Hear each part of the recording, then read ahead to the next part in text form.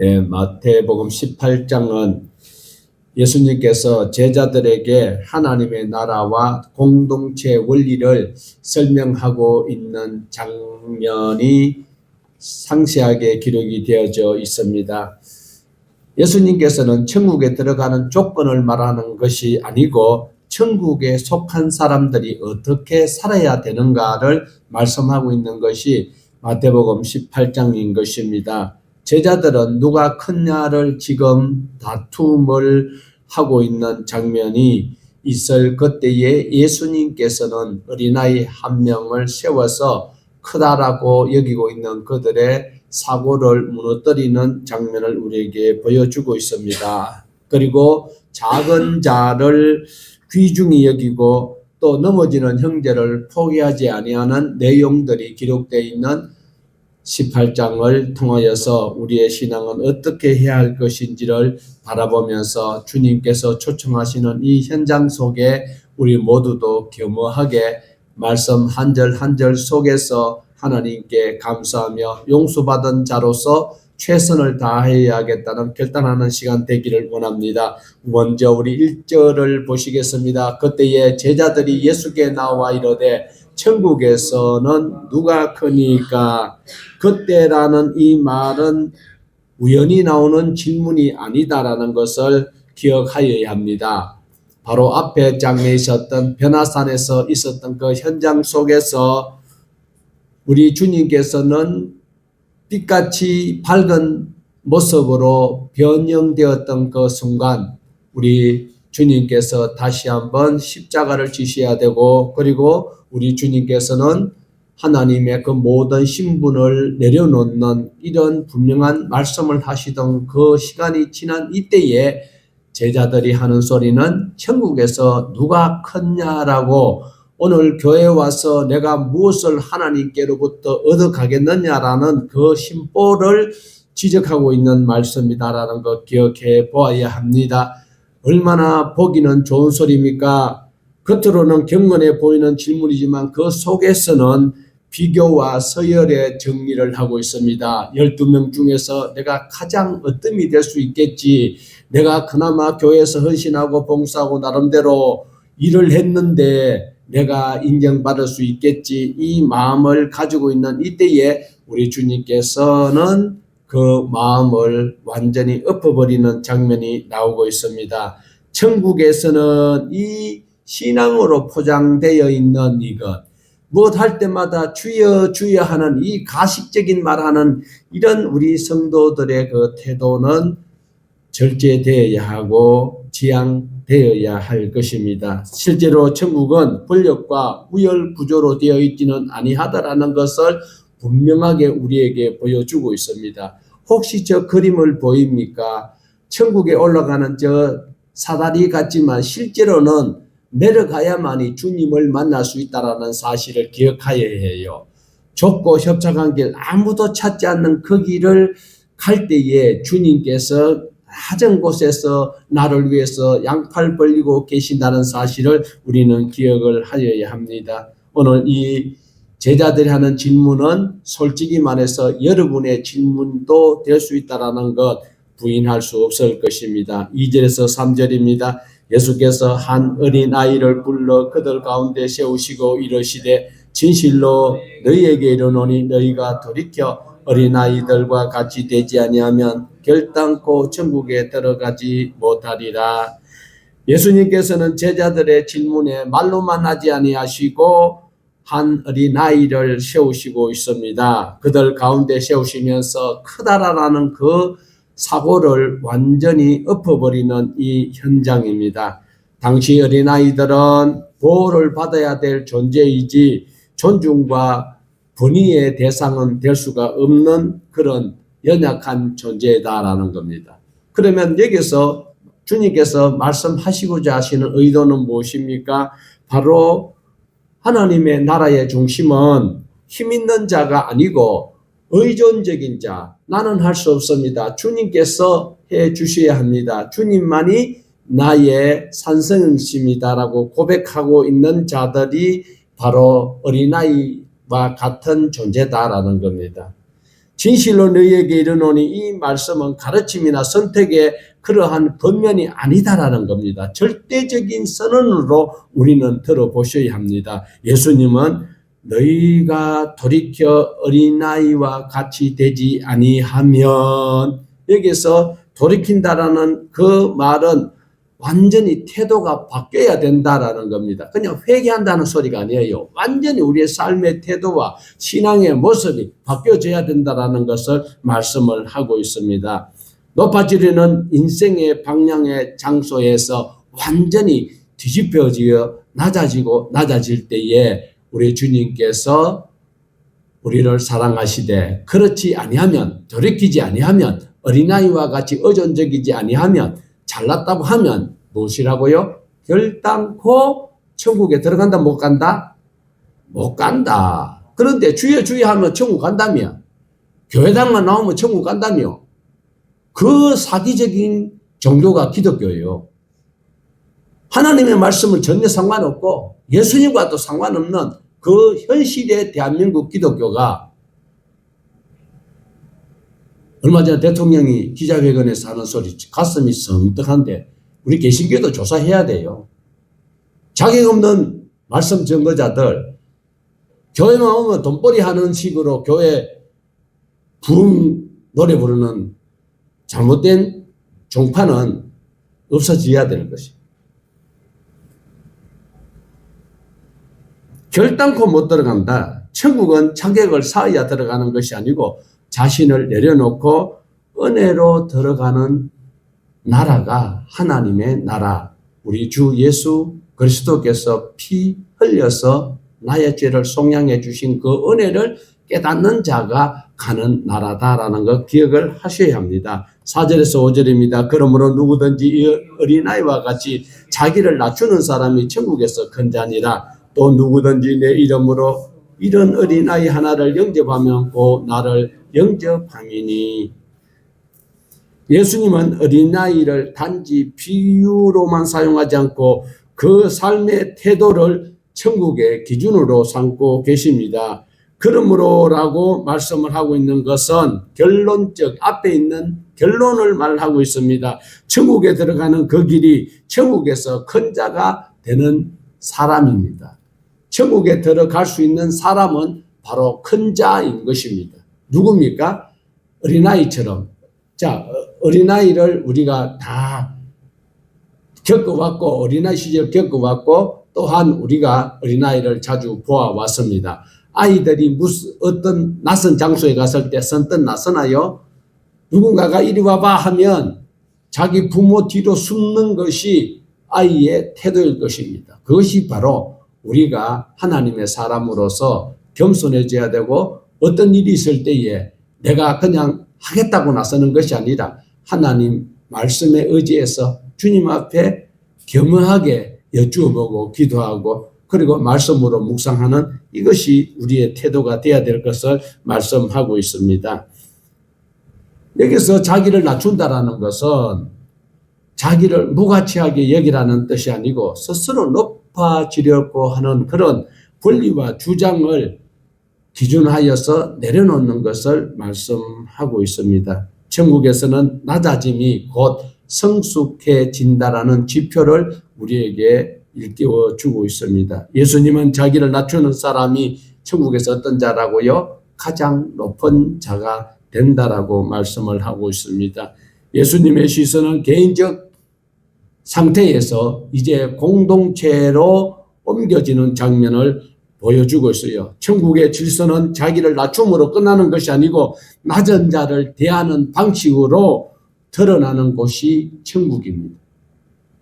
내 이름으로 이런 어린아이 하나를 영접하면, 이 말은 조건 없는 환대와 그리고 존엄을 회복하는 그런 뜻을 말씀하고 있습니다. 사회적으로 보잘것이었고 또한 모든 것을 내놓을 만한 것이 없는 그 자를 섬기는 그것이 천국의 위대한 자로 인정받을 수 있는 자격이 부여된다는 사실입니다. 예수님은 천국에서 큰 자가 많이 가진 것이 아니라 가장 낮은 자리로 내려가고 낮은 자리에서 섬기는 그를 하나님께서는 대우를 해 주신다라고 말씀을 하고 있습니다. 6절에서 7절 보시겠습니다. 누구든지 나를 믿는 이 작은 자 중 하나를 실족하게 하면 차라리 연자 맷돌이 그 목에 달려서 기뻐 실족하게 하는 일이 있음으로 말미암아 세상에 화가 있도다. 실족하게 하는 일이 없을 수는 없으나 실족하게 하는 그 사람에게는 화가 있도다. 작은 자를 넘어뜨리는 그 일의 심각성에 매우 강한 어조로 책망하고 있는 말씀입니다. 여기에서 나를 믿는 이 작은 자, 이 단지 연약한 성품의 뜻을 말하는 것이 아니라 예수님을 의지하며 살아가는 그 사람. 우리 기도하고 연보하는 그런 장면을 우리가 공간복음에서 많이 봅니다. 부자는 돈을 헌금하며 와르르 넣으면서 길거리에 서서 사람들 많이 왕래하는 곳에 두 손 들고 나는 저 세리와 같지 아니함을 감사합니다. 일주일에 뭐 금식하고 이렇게 이야기할 때에 한 랩돌을 넣었던 두 랩돌을 넣었던 그 과부는 나는 죄인이로소이다 하고 있는 그런 모습을 우리는 연상할 수가 있습니다. 오늘도 예수님 의지하여서 나의 모든 생애를 주님이 인도해 주셔야만이 나는 간신히 살아갈 수 있습니다. 주님만 의지하는 그 자가 작은 자를, 하나님을 믿는 자, 보잘것없는 자, 가련한 자 같지만 그 자를 하나님께서는 눈여겨보시고 그 자를 실족게 하면 차라리 목에 연자 맷돌을 달고 빠져 죽는 것이 더 낫다라고 강력하게 경고를 하고 있습니다. 이 경고는 예수님을 믿는 연약한 사람을 실족게 하면 그 심각성은 연자 맷돌을 목에 달고, 여러분 연자 맷돌 구경 못한 사람이 태반이 넘을 거예요. 그러나 사람이 돌릴 수 있는 맷돌이 아니고 짐승으로 돌릴 수 있는 그런 공동체들이 공동으로 사용하는 큰 방앗간에 있는 도구를 말하고 있는데, 저 맷돌을 목에 달고 바다에 빠지면 못 삽니다. 여기서 주님께서 하시는 말씀은 실족해 하는 일들이 우리 주변에 다반사라는 거예요. 그러나 그것이 정당화될 수가 없고 실족해 하는 그 사람은 바로 처벌을 받는다라고 말씀을 하고 있기에 우리는 최선을 다하여서 실족하는 사람이 안 되도록 하나님 은혜를 구하면서 신앙의 믿음의 디딤돌을 잘 디뎌 나가야 할 것입니다. 8절과 9절입니다. 만일 내 손이나 내 발이 너를 범죄케 하거든 찍어버리라. 장애인이나 다리 저는 자로 영성에 들어가는 것이 두 손과 두 발을 가지고 영원한 불에 던지는 것보다 나으니라. 만일 내 눈이 너를 범죄하게 하거든 빼어버리라. 한 눈으로 영성에 들어가는 것이 두 눈을 가지고 지옥불에 던지는 것보다 나으니라. 손과 발은 어떤 역할을 하고 있습니까? 우리가 행하는 악한 행위, 우리가 가는 잘못된 그 길을 상징을 하고 있습니다. 눈은 탐욕과 음욕, 시기심과 시작되는 마음의 창이 상징하기도 합니다. 이 손과 발이 또한 눈이 실족게 하거든 찍어내 버리라는 이 말씀은 습관적으로 반복하는 그 죄를 말하고 있습니다.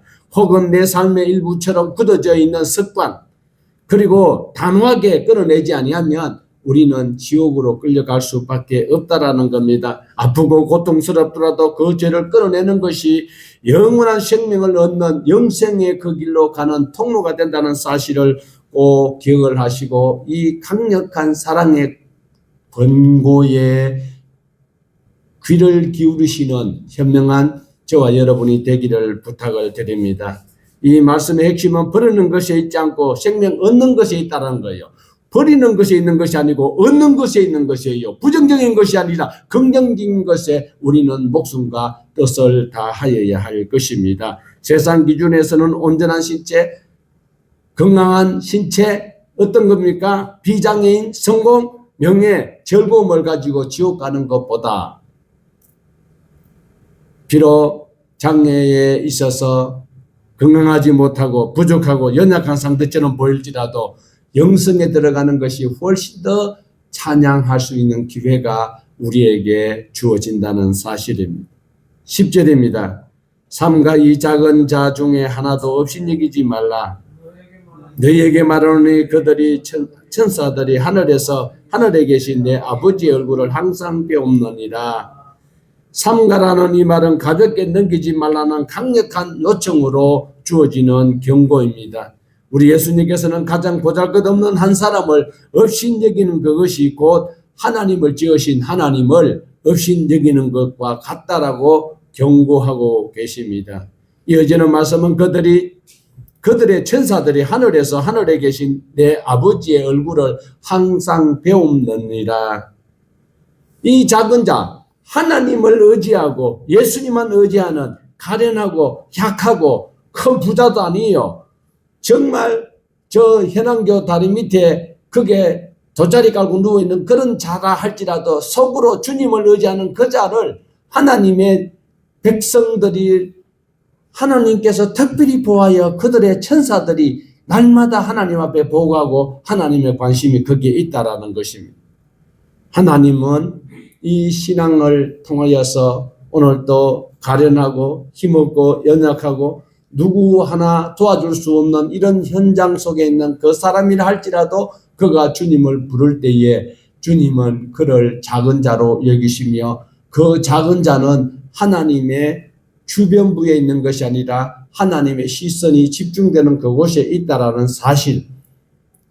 나를 위해서 십자가에 못 박이신 예수 그리스도가 나의 구주가 되시고 내 주님께서 나에게 크고 많은 물질을 안 주셨고 누구보다도 뛰어난 솔로몬보다 뛰어난 지혜를 내게 안 주셨다 할지라도 그 주님 의지하면서 한 끼 식사에 감사 기도하면서 하나님 감사합니다는 그에게 하나님께서는 시선이 집중되고 있다는 사실을 기억하여야 합니다. 이 작은 자들을 지키는 천사들이 하늘에 계신 하나님께 날마다 보고하고 때마다 수시로 항상 하나님의 얼굴을 배움는다라고 예수님께서 직접 말씀하고 계시는 현장입니다. 12절에서 14절입니다. 너희 생각이 어떠냐? 만일 어떤 사람이 양 100마리가 있는데 그 중에 하나가 길을 잃으면 그 99마리를 산에 두고 가서 길 잃은 양을 찾지 않겠느냐? 진실로 너희에게 이르노니 만일 찾으면 길 잃지 아니한 99마리보다 이것을 더 기뻐하리라. 이같이 이 작은 자 중에 하나라도 잃은 것은 하늘에 계신 너희 아버지의 뜻이 아니니라. 하나님의 마음이 얼마나 깊고 따뜻한 사랑인지 은혜롭게 보여주는 구절이 아닐 수 없습니다. 목자는 양 100마리 중에 단 한 마리가 길을 잃었을 때 그대로 두지 않는다라는 사실을 우리에게 보여주고 있습니다. 이미 안전한 장소에 99마리가 있음에 불구하고 위험을 감수하고 잃어버린 한 마리 양을 끝까지 찾으러 가시는 그분이 우리 구주 예수 그리스도, 화려하고 크고 천지 만물을 말씀으로 창조하신 하늘 영광 보좌에 계시던 그분께서 이 낮고 천한 땅에 나를 찾으러 오셨다라는 사실입니다. 하나님의 말씀에 관심도 없고 내가 이 땅 위에서 다른 사람들과 경쟁하여 어떠하든지 성공해야 되겠다는 욕심장이 나를 찾으러 오셨다라는 사실입니다. 우리 예수님께서 바라보시는 시선은 다수가 아니라 각 한 사람 한 사람에게 더 관심이 있다라는 사실을 99마리보다 잃어버린 한 마리 여러분을 더 소중히 여기시고 계신다라는 것입니다. 길을 잃은 양을 찾았을 때에 내가 주님 앞에 돌아왔을 때에 우리 주님께서는 이처럼 기뻐하신다라는 것을 말씀하고 있습니다. 돌아오는 한 사람을 맞이하면서 하늘에서 큰 기쁨을 품으신다라는 이 모습에 우리는 감동이 아니 될 수 없을 것입니다. 우리는 연약하여 넘어지기를 자주 합니다. 하나님은 책망보다도 회복의 기쁨을 기대하시면서 오늘도 내 속에 계신 성령님이 한없는 탄식으로 위로하시고 또한 응원하고 계십니다. 내가 그다시 하날 만한 믿음으로 주님 앞에 기울어지기만 한다면 우리 주님께서는 크게 기뻐하십니다. 오늘도 주님은 내가 잘못하기 때문에 정죄하는 것이 아니라 오늘도 구원하시기 위해서 포기하지 아니하시는 하나님의 은총을 우리는 찬양하여야 할 것입니다. 15절에서 17절 내 형제가 죄를 범하거든 가서 너와 그 사람과만 상대하여 권고하라. 만일 들으면 내가 내 형제를 얻을 것이요 만일 듣지 않거든 한두 사람을 데리고 가서 두세 증인의 입으로 말마다 확정하게 하라. 만일 그들의 말도 듣지 않거든 교회의 말하고 교회의 말도 듣지 않거든 이방인과 세리와 같이 여기라. 죄에 대한 교회의 태도에 대해서 그리고 회복에 대한 하나님의 자비하심을 말씀하고 있습니다. 먼저 예수님은 어떤 사람이 죄를 범하였을 때에 공개적인 정죄가 아니라 조용한 가운데 개인을 직접 면담하라고 말씀을 하고 있습니다. 너와 그 사람과만 상대하여 상대의 명예를 지키며 회복할 수 있는 최고의 기회를 하나님께서는 허락하라고 말씀을 하고 있습니다. 개인적으로 권면하여서 그가 돌이켰으면 곧 형제를 얻는 것이고 이것이 단순한 문제가 아닙니다. 관계 회복과 공동체의 기쁨을 우리에게 표시하고 있습니다. 듣지 않는 경우 개별적으로 권면하였는데도 자존심 상하지 않도록 권면하였는데도 듣지 아니하면 그 다음에 두세 증인을 동행하여서 다시 권면하라고 우리에게 말씀하고 있습니다. 이것은 공의와 진실 위에 세워진 사랑을 강조하기 위한 수단이었습니다. 상대를 몰아붙이기 위함이 아니고 말의 무게를 더해 회개의 기회를 넓히기 위한 순간이었다라는 것은 바로 하나님이 기회를 주시는 은혜다라는 겁니다.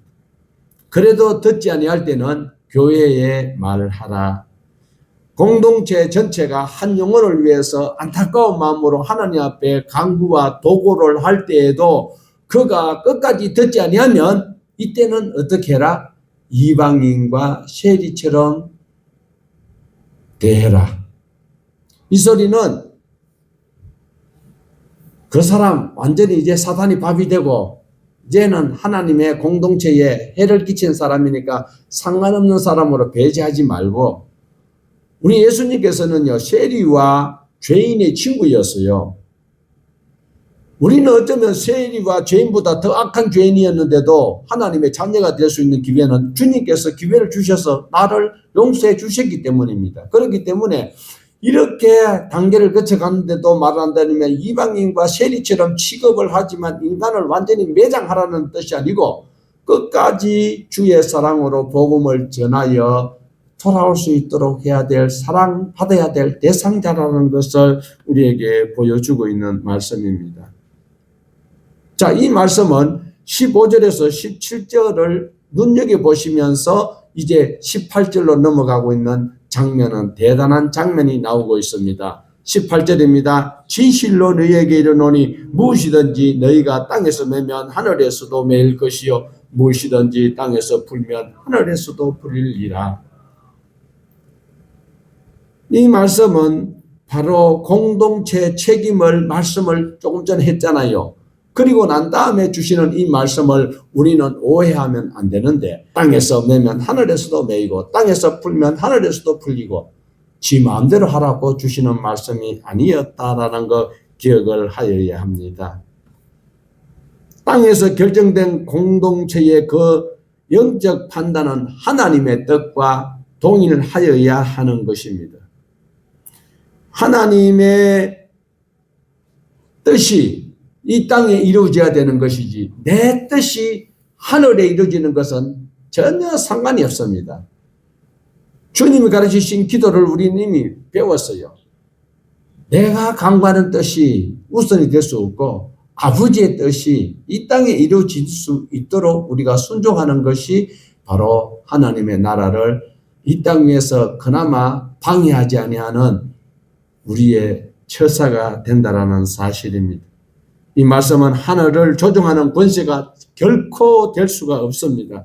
하늘의 뜻에 순종할 책임은 우리에게 있다라는 것을 말씀하고 있습니다.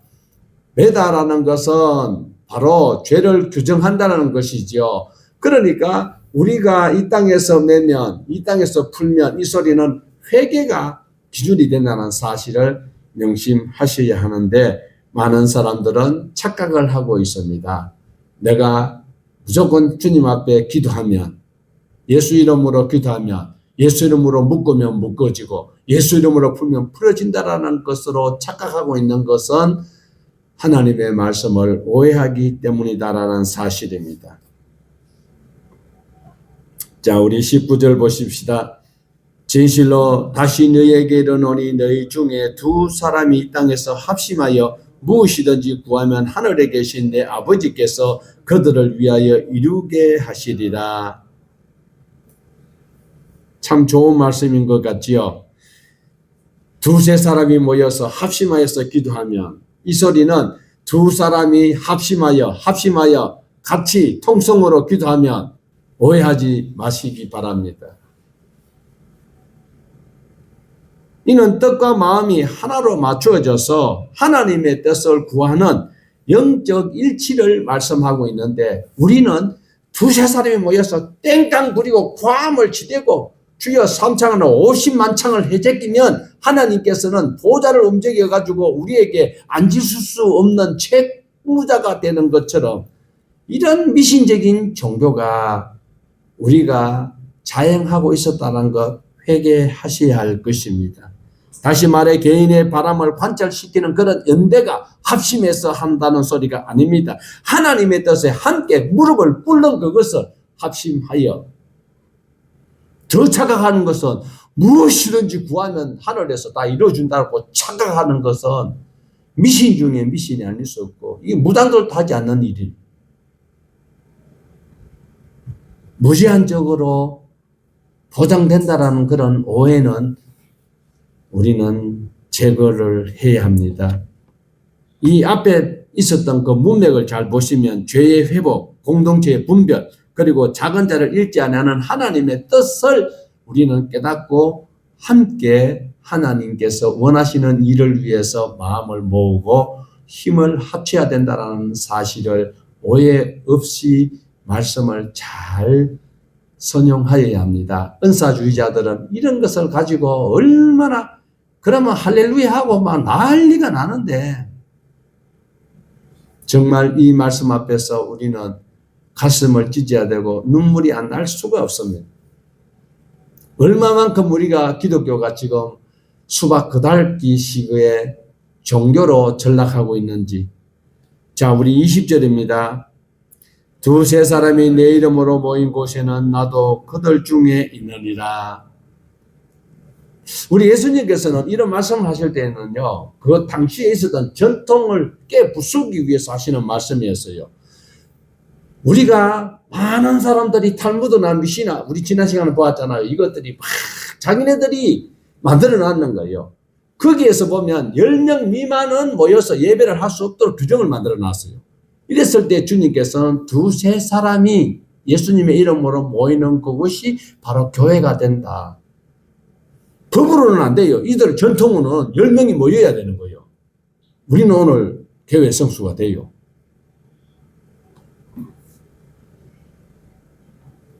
예수님의 이름 곧 예수님의 권위와 그 뜻에 순종하여 모이는 그 장소는 우리 주님께서 함께하여 우리의 생각보다 더 좋은 것으로 채워주시고 인도해 주신다라는 것입니다.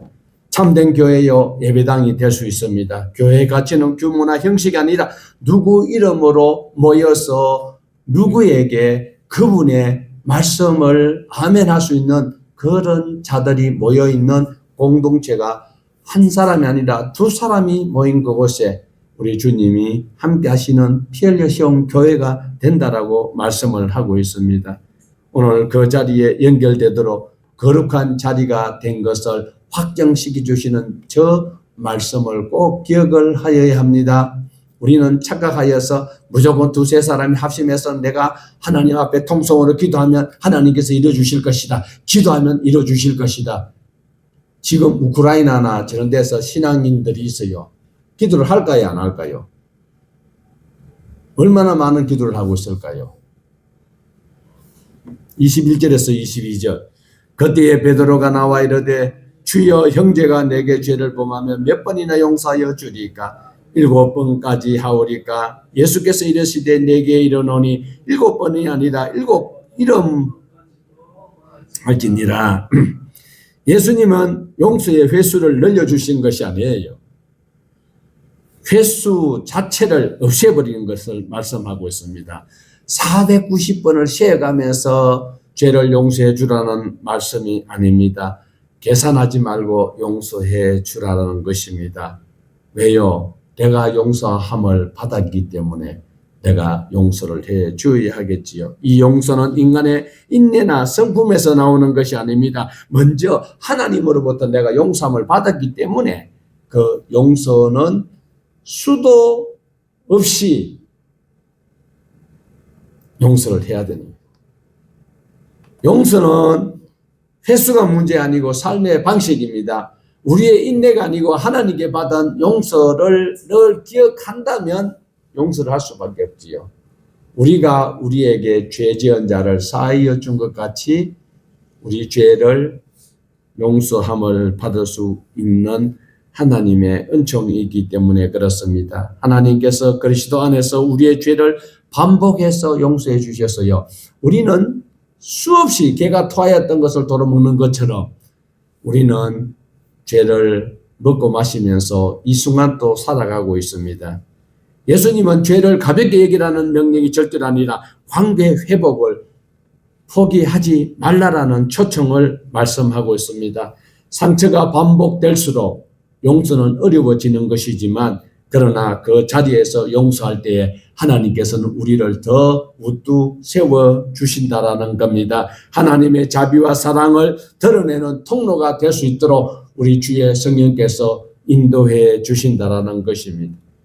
용서는 악함이 아니라 복음으로 살아가는 삶의 증거인 것입니다. 끝까지 용서하는 그 길에 하나님의 나라의 은혜가 머문다라는 것에 찬송할 수 있어야 할 것입니다. 자, 23절에서 30절입니다. 그러므로 천국은 그 종들과 결산하려 하던 어떤 임금과 같으니 결산할 때에 10,000달란트 빚진 자 하나를 데려오매 갚을 것이 없는지라 주인이 명하여 그 몸과 아내와 자식들과 모든 소유를 다 팔아 갚게 하라 하니 그 종이 엎드려 절하며 이르되 내게 참으소서 다 갚으리이다 하거늘 그 종의 주인이 불쌍히 여겨 놓아 보내며 그 빚을 탕감하여 주었더니 그 종이 나가서 자기에게 100데나리온 빚진 동료 한 사람을 만나 붙들어 목을 잡고 이르되 빚을 갚아라 하며 그 동료가 엎드려 간구하여 이르되 나에게 참아 주소서 갚으리이다 하되 허락하지 아니하고 이에 가서 그가 빚을 갚도록 오게 가두거늘. 여기서 결산은 단순한 행정 절차가 아니라 하나님 앞에서 최종적인 책임을 추궁당하는 순간을 말씀하고 있습니다. 임금님 앞에 선 이 10,000달란트 빚진 자, 정말 그 10,000달란트라는 것은 감히 상상할 수 없는 금액입니다. 죄의 막대한 빚을 진 이 자에게 아무런 대가도 치를 수 없고 오직 엎드려서 자비만 요청할 수밖에 없는 이 자에게 왕은 긍휼히 여겨서 빚을 갚을 기회를 밀어주는 것이 아니라 몽땅 탕감하여 주었습니다. 이 놀라운 은혜를 베풀었습니다. 이것이 바로 하나님의 긍휼이며 또한 하나님의 자비하신 사랑의 표시입니다. 그런데 이 종은 바깥에 나가가지고 엉뚱한 짓을 하고 말았어요. 어떻게 했습니까? 비교할 수 없는 100데나리온 그 빚진 것을 안 갚는다라고 목을 잡아서 끌고 가서 옥에 가둬놓는 이런 장면을 보여주고 있습니다. 오늘 우리도 흔히 하나님 앞에 큰 사랑 받았음에도 불구하고 나에게 조그마한 인격 침해나 그리고 경제적 수단으로 손해를 입었다라고 해서 이 자기 용서 안 받은 것은 생각지도 아니하고 이런 악한 짓을 하는 것은 정말 용서함을 받을 수 없는 안타까운 비극이 아닐 수 없습니다. 하나님의 용서는 단지 죄사함으로 끝나지 않습니다. 삶의 방향과 관계, 태도를 변화시키는 은혜를 촉구하고 있음을 우리는 꼭 기억을 하여야 합니다. 오늘 자기는 1만 달란트 빚졌던 자가 100데나리온은 빚진 자를 용서하지 못하는 것을 보았을 때 이때 공동체가 가만히 있지 아니하였다는 사실을 우리는 다시 한번 기억하여야 합니다. 자, 우리 31절에서 35절을 보시겠습니다. 그 동료들이 그것을 보고 몹시 딱하게 여겨 주인에게 가서 그 일을 다 알리니 이에 주인이 그를 불러다가 말하되 악한 종아, 내가 빌기에 내가 내 빚을 전부 탕감하여 주었거늘 내가 너를 불쌍히 여긴 같이 너도 내 동료를 불쌍히 여김이 마땅하지 아니하냐고 주인이 노하여 그 빚을 다 갚도록 그를 옥졸에게 넘기니라. 너희가 각각 마음으로부터 형제를 용서하지 아니하면 나의 하늘 아버지께서도 너희에게 이와 같이 하리라. 용서 문제를 구원의 실제성과 함께 직결된 문제로 말씀을 하고 있습니다. 동료들이 먼저 주인에게 알리고 있습니다. 이 장면은 공동체의 역할을 드러내고 있습니다. 은혜가 왜곡되고 자비가 부정되는 그 순간 공동체는 참을 수가 없습니다. 이랬을 때에 바로 오늘 이 현장에서는 죄인이 회개하고 돌이키는 그 과정, 그리고 은혜를 입었음에도 은혜를 자기는 전혀 다른 사람에게 흘러보내지 않는 이런 자들을 하나님께서 책망하는 장면을 우리에게 보여주고 있습니다. 이랬을 때 공동체가 가만히 있으면 안 된다. 주인은 아주 단호하게 선언합니다. 악한 종이라고 분명히 말씀을 하고 있습니다. 이 호칭은 죄를 많이 지었기 때문에가 아니라 도토리 기적이에요. 이 땅에 죄 없는 사람 아무도 없어요. 은혜의 논리를 부정했기 때문에 악한 종이라고 다시 한번 기억시키면서 탕감의 근거가 긍휼에 있었음을 다시 한번 상기시키는 장면입니다. 이런 은혜를 받았던 저와 여러분은 필연적으로 남도 용서를 해 주어야 할 것을 말하고 있습니다. 은혜는 흉내낼 수 있는 태도가 아니라 반드시 확산되어야 할 삶의 원리다라는. 내가 1만 달란트 탕감받았는데 100데나리온 그건 갚을 수 있는 금액이거든요. 그거 갚는다고 이야기하는데도 용서를 하지 못했다라는 것은 하나님이 주시는 긍휼을 가로막아 버렸던 악한 행위이기 때문에 그렇다라는 거예요. 중요한 문구가 하나 있습니다. 형제를 마음으로부터 용서를 하지 않는다면 이것은 사람은 하나님으로부터 용서함 받았다는 것을 자기 자신이 깨닫지 못하고 있는 것이기 때문에 그런 거예요. 마음으로부터 용서함을 받아야 될 책망의 구절이 아닐 수 없습니다. 우리가 용서할 수 없는 유일한 마음은 내가 용서받았다는 것을 모르기 때문에 남을 용서 못하는 거예요. 자기 눈에는 뭐가 있다고요? 대들보가 있는데 남의 눈은 티를 보고 있다는 겁니다. 하나님 나라에 속한 사람은 계산으로 용서를 하지 아니하고 어떻게요? 탕감받은 은혜의 깊이만큼 이웃에게 베푸는 것을 말씀하고 있습니다. 용서는 선택적 미덕이 아니고 구원받은 자의 삶에서 흘러나오는 증거인 것입니다. 그래서 우리가 형제를 대하는 방식은 항상 하나님 앞에 서 있는 자리에서 살듯이 살아야 한다라는 것입니다.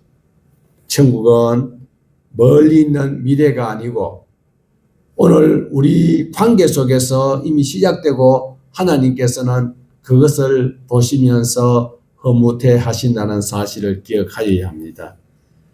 겸손과 돌봄, 회복과 용서로 세워지는 그것이 하나님의 나라인 것입니다. 그 중심에는 언제나 긍휼과 함께 하시는 주님이 계시기에 그 주님과 동행하는 우리 모두가 되시기를 주님의 이름으로 축원을 드립니다.